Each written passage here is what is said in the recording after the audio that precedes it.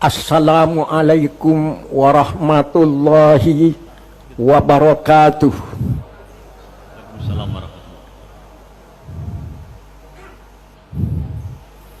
Manakib tongkat Saykhona Khalil. Bismillah tentang sebuah tongkat yang dikirimkan Saykhona Khalil lewat Kiai As'ad Syamsul Arifin kepada Hadratus Syekh Kiai Hasyim Asy'ari. Tongkat yang bukan hanya sebuah tongkat, tapi tongkat yang menyimpan amanah dan makna serta ijazah. Tongkat yang akan menjadi tanda dan tonggak pada zaman bahwa kegelapan yang gulita di bumi Nusantara membutuhkan iradah, gerak dan kebangkitan, bahwa umat dan rakyat membutuhkan cahaya yang disuluhkan para ulama, suluh keadilan, suluh peradaban, suluh keberanian, dan suluh kemerdekaan. Lalu tongkat Saykhuna Khalil menandai kebangkitan para ulama. Maka pada tahun 1926 berdirilah Jam'iyah Nahdlatul Ulama.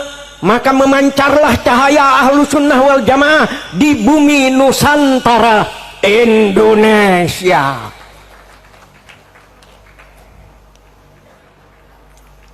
Kenapa bintang jumlahnya banyak, tapi yang 9 terang sekali? Kenapa kita ikut ulama? Karena ulama ahli waris Nabi. Orang Madura pun ikut menyanyi.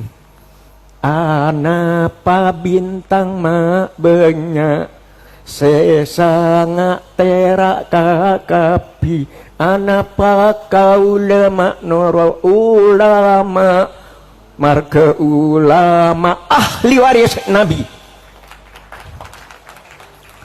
Kegelapan di alam penjajahan disingkirkan dengan doa dan ketakwaan. Maka catatlah dengan tinta madu sari bunga cempaka, setelah Bung Karno memproklamasikan kemerdekaan pada tanggal 17 Agustus 1945, Belanda datang lagi untuk menjajah dan mengkocar-kacirkan perjuangan kemerdekaan. Tongkat Saykhuna Khalil tegak kembali, menjelma fatwa resolusi jihad yang dicanangkan Hadratus Syekh Hasyim Asy'ari, bahwa angkat senjata mengusir penjajah adalah wajib hukumnya. Dan siapa yang gugur dalam perang kemerdekaan melawan Belanda adalah kusuma bangsa yang syahid di jalan Allah. Maka ketika Belanda menyerang Surabaya, kaum santri, tentara keamanan rakyat, para buruh, tukang beca, penjual sate, petani, dan semua menyerbu ke medan perang untuk mengusir penjajah Belanda. Si angkara murka.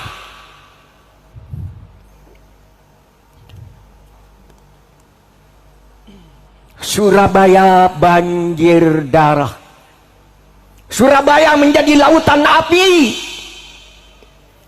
Dengan fatwa resolusi jihad, peluru musuh menjadi kecil, mitraliur menjadi kecil, tang-tang dan bom musuh menjadi kecil, bahkan maut pun dianggap kecil. Allahu Akbar, hanya Allah yang maha besar, hanya Allah yang maha besar. Itulah hari sakti 10 November, hari pahlawan, dan Surabaya menjadi kota pahlawan.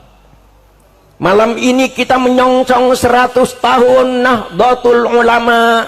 Kita sujudkan dahi ke bumi, kita sujudkan hati kepada Ilahi.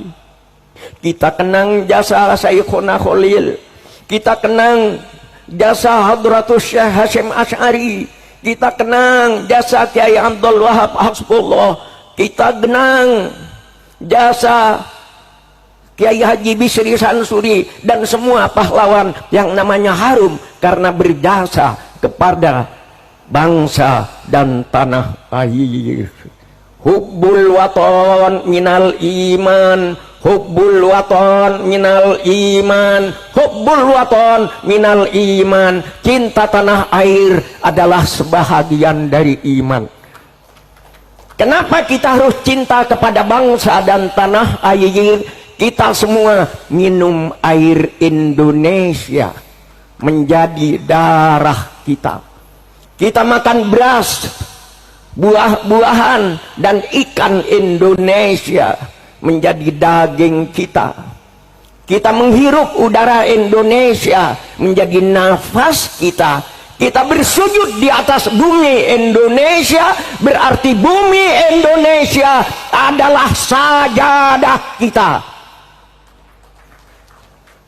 Dan bila tiba saatnya kita mati, kita semua akan tidur dalam pelukan bumi Indonesia. Daging kita yang hancur membusuk akan bersatu kembali dengan harumnya bumi Indonesia. Maka tidak ada alasan untuk tidak cinta kepada bangsa dan tanah air. Tidak ada alasan untuk tidak cinta kepada Indonesia. Tanah air Indonesia adalah ibunda kita. Siapa mencintainya, jangan mengisinya dengan maksiat dan dosa. Jangan mengisinya dengan fitnah dan permusuhan. Jangan mengisinya dengan adu domba dan ucapan kebencian. Tanah air Indonesia adalah sajadah kita. Siapa mencintainya harus menanaminya dengan benih-benih keimanan, benih-benih ketakwaan, kreativitas, kerja keras, dan kemajuan. Tanah air Indonesia adalah sajadah kita, tempat kita bersujud kepada Allah.